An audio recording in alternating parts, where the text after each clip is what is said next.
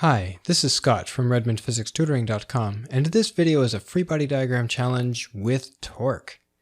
Romeo is declaring his love of physics to the world by hanging a massive sign on his wall. He's using a 4-foot metal bar weighing 80 pounds to support the sign.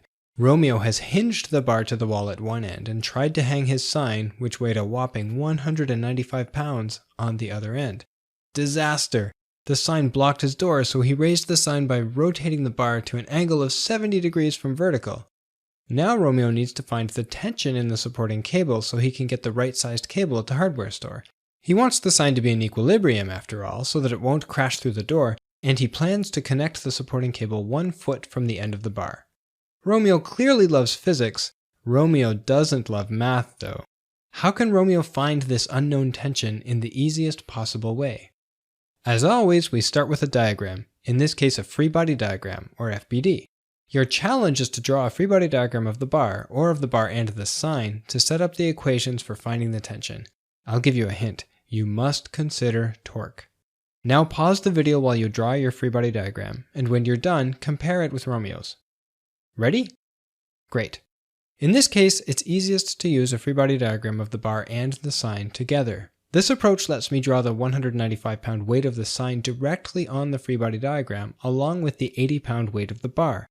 Remember that I need to consider torque, so I must draw each force roughly where it acts on the bar and the sign. The weight of the sign acts at the sign's center of gravity, which pulls on the tip of the bar, and the bar's weight acts at its center of gravity. If your prof is picky about separating FBDs, or you just prefer it yourself, you can also draw the bar's free body diagram separately from the sign's free body diagram. The sign's FBD then only has two forces, gravity and tension in the vertical cable, and since the sign is in equilibrium, the tension in the vertical cable is equal to the sign's weight. Then on the bar's free body diagram, you would show the tension pulling down that the vertical cable exerts on the bar.